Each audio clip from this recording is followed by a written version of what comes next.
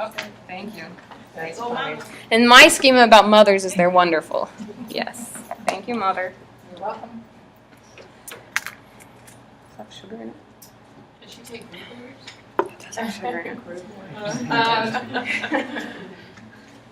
Oh, she's sick, and I think she's getting me sick, and so I told her I have to have a coffee. So you blamed it on her so she feels guilty. Yes, exactly. Good Cognition, idea. adaptation. Yes, exactly. All right.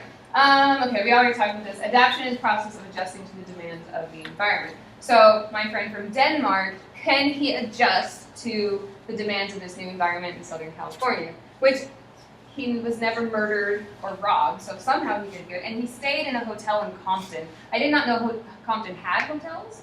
And I said, "Are you crazy? That's not." I mean, granted, I've been to that area and hung out as a white person, but I grew up in Rialto. So what was that? Right? Yeah. Remember, I stopped and got gas on the corner of Florence and Normandy, and I'm sitting there thinking, like, this is awesome. Remember the LA Riots? And then the gas station person was like, you really need to get out of here. You should not be getting gas here at this time of night. I'm like, it's fine. It's my people. It was fine. Nothing happened.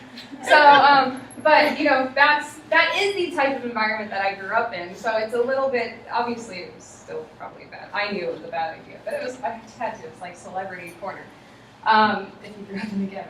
But for him, like, to try to adjust to this new environment, how well did he adjust? And he did end up doing pretty good. He stopped letting people borrow money, and he managed to adapt. And then he went to the Deep South, and I was like, you'll be fine there. Like, little blonde-haired white boy, everybody will love you. Just don't tell them how much you loved all the people in Compton, and then you'll be okay. Versus, like, my sister's husband is Egyptian, and was ex-husband is Egyptian. And they went to the Deep South. They went to Alabama, and the car broke down. And she was 8 months pregnant, so she's like, I'm not walking into town. You walk into town. And he walked into this town in Alabama, rural Alabama, and he walked back to the car and he said, they won't even look at me. I don't understand what's going on. And she's like, you're dark-skinned. So she had to waddle her butt into town, and she told him, sit in the back of the seat, do not even sit in the front of the seat, look down, do not look anybody in the eye, and don't say a word when we come back. And of course they came and they were happy to help. Now her ex-husband was not able to adapt to that environment, which is why he's an ex-husband. But that's intelligence. How well do you adapt to this new and challenging environment? And for that, I mean, there's still a lot of racism in the Deep South. There's a lot of areas in the South that are not racist anymore. Or at least a lot less racist. I don't know, has anybody been to the South or from the South? I went one time to Florida, and we were in a rental car, and I saw a huge Confederate flag. For me, that's not a good sign. Waving on someone's backyard from the freeway, and my stomach dropped. Like I had never seen something that symbolic and awesome coming off the freeway. Not awesome in a good way. Yeah. Yeah, and it's interesting because our schema about things like that can be very different than people from the South schema. So I have a friend who's from Florida, and she's like, the Confederate flag is not a symbol of racism, it's just a symbol of our rebelliousness and our independence. We study history? Yeah, so I mean, like, oh, let's just not fly it in California. Okay, let's just avoid that, please. So yeah, these schemas are so important because it can so flavor the way we think about things. Intelligence is simply our ability to think, but cognition is how we're thinking about things. So if you're from the South, you may think about things very differently than somebody from California. If you're black or white or whatever, then we all have these schema that are built, and our cognition changes based on how we think and feel and the emotions and thoughts and stuff that are connected to it. And it may make you very jaded, may make you very naive, like my friend from Denmark. It may make you very angry and hateful, it may make you very happy and think everything's wonderful. So, our cognition, nobody has the same cognition. That's sort of my long-winded point, is that all of our cognitions are different, and we need to understand people's schemas before we can really work with them. So I have, 20 people in a week come in to talk to me about the same relationship issue, but I can't treat it all in the same way because their schemas change the way they think about it. So a conflict between husband and wife is very different depending on what your values about marriage are, or what your values about gender are, or what's your place in marriage and so on. So you have to understand how are these thoughts organized in order to really get how people are thinking. All right, so here's an example. What is this? Bird, lizard, dinosaur, Bird. something else? Bird? Extinct, currently alive? The new turkey. It's dead. It's dead? Oh, it's from the eastern coast of tropical South Yep. Oh, do I not have pictures? There we go. Yep. Currently alive. Bird has a nest, I like its hairdo. right? Okay. So most of you have probably never seen that. I think it's called, is it called like a Hotshog or something? Hotsen.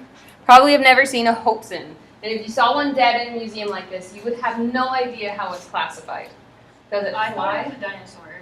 Right, it does look very dinosaur-like. Like somebody thought this is how a dinosaur would look with its feathers. But this is a bird that is currently alive and doing well in South America. I almost said South Africa, South America.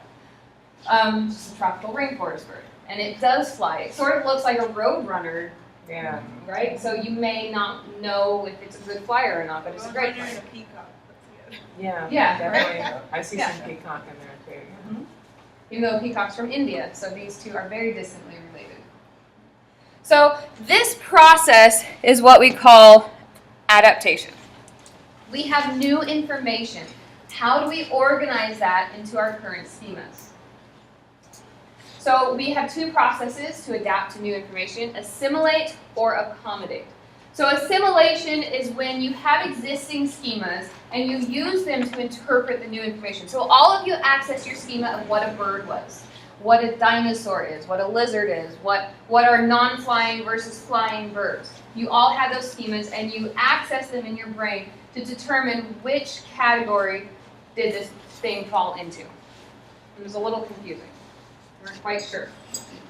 But I think the majority of you decided it was a bird, and then you put it into the dinosaur category, which I think makes a lot of sense. Would you mind shutting that door there? That slider door is starting to drive me crazy again. Thank you. Then accommodation is now we modify our scheme to adjust this new information. So now you have seen a new bird, dinosaur-like, peacock-like, roadrunner-like, weird bird, and you have been told this is a bird. And so now you have accommodated your schemas to include this new information. You have just changed, you just made new neuronal connections because of the new information. And this takes energy. Your brain is burning through glucose, it's using energy to produce it, which is why when you're really studying something a lot, you're just tired. You're like, my brain is fried, I cannot handle this anymore. Because you've used up all of your energy stores in your brain and you're not replenishing it. Which is also probably why a lot of you eat junk food when you study. Anybody with me on that? I think that's how I got through college, yeah? That's why you have the freshman 15, or 20 now, it's actually the average is 20. Because if you can continue the sugar input, you can keep your brain going longer. Now, by the way, just like your muscles, the more you work out your brain, the more efficient it gets. So it uses less energy in order to do its work. How long does that take? We only have 6 weeks, so how long is that on? Probably takes more than that, but it's just like working out your muscles. If you start, then it makes some improvements immediately. But just dramatic improvements might take a few weeks, a few months. But by the end of college, yes, absolutely, you can get your brain in that state. Okay, so here's another example of accommodation. Butterflies are different than birds, even though they both fly. Like the Bambi episode, right? Oh, it's a bird. No, that's a butterfly. So now it has to adjust the schema of birds and say, this is not a bird. This is a different schema. Let's build a new schema for this. And so even though things fly, not everything that flies is a bird. Okay? And again, this is taking actual physical energy, and so it can be tough on your brain. Okay, there's another bird, right? Or another. Pretty. Yeah, it is pretty. Baby's not so pretty, but okay. Now, what about this one? What is this? Kiwi. Don't tell people what a kiwi is if they don't already know. Anybody not know what a kiwi is? So what is it? I thought it was a fruit. Fruit? Wrong, apparently. You were wrong, yep. See, now you are having to accommodate and assimilate information. It's really cute. Looks like It's cute. a chicken duck bird. A chicken duck bird. Another Okay. Are these feathers or is this fur? That's feathers. We have two opinions. So if it's fur, is it a mammal? No. No, it's a bird. Not with Yeah. those feet. So the feet are what Those what feet. animal type of feet? Bird feet. Bird feet. The body look like a bird. And the beak Yeah. looks like a Face- bird. Yeah, it looks like a chicken. The beak is a bird thing. It looks like a parrot. This is a weird one, right? So a kiwi is a bird. It's the national bird of New Zealand. It is actually a bird. It kind of has penguin feet. And this is feathers, even though it looks like fur. They're feathers that don't have the hooks on them. If you look at feathers, I don't have a marker, but feathers all have little microscopic hooks, and that holds the feathers together. That's why it's fun to like pull the feather things apart, and then you can sort of, if you rub your fingers on it, they hook back together. But their feathers don't have those hooks, and so they look fluffy and soft like fur, and they actually feel fluffy and soft like fur too. And it's, Aren't they also endangered? they're endangered, yeah. I mean, look at the thing. Of course it's endangered. It does not fly. It waddles. It's supposed to Easy look bake. like a plane, Good right? thing. It's not a penguin though. It's not in the penguin family, even though it kind of looks penguinish. Right, so this is one of those types of animals that sort of has blurry lines about what category it falls into. So all of you were, let me go back to the terms, you were trying to assimilate the information. You were accessing your previous schemes, penguin scheme, bird scheme, mammal scheme, chicken scheme, for at least one of you. What scheme does this thing fall into? And of course it doesn't fall into even the bird scheme very well. So now you are accommodating all of those schemes. You're modifying them to now fit in this new information. Fruit scheme, right? You just have to accommodate your fruit scheme too. Can I? Yeah. There's a great example of the assimilation accommodation. My husband dressed as Robert E. Lee for a Civil War party long before I met him. Mhm. And then I looked at the picture and I was upset by how could you have a Civil War party and dress like Robert E. Lee, and who tried to save the Confederacy. And he said, and thus wise I would be picking cotton right now. And he just didn't see it that way. Yeah. He said he A lot was of just people don't. proud of his Southern, and he could not hold a sword against his brothers, even Yeah. though Lincoln had asked him to fight on the side of the North. And so after some debate, months of debate, and then he starts to see it my way. Now when we talk about it, he doesn't talk about Robert E. Lee in a positive light anymore. So he's changed He's his accommodated for Yeah. me, knowing my feelings about it. So his experience was different until he heard my side of the equation. So Yeah, and that's really, we often try to deal with issues, whether it's in our relationship or even as big as like racial relations. We try to force people to change their mind or yell at them into changing their mind or legislate them into changing their mind, and it doesn't work. As a matter of fact, the more you try to force these changes, the more they dig in.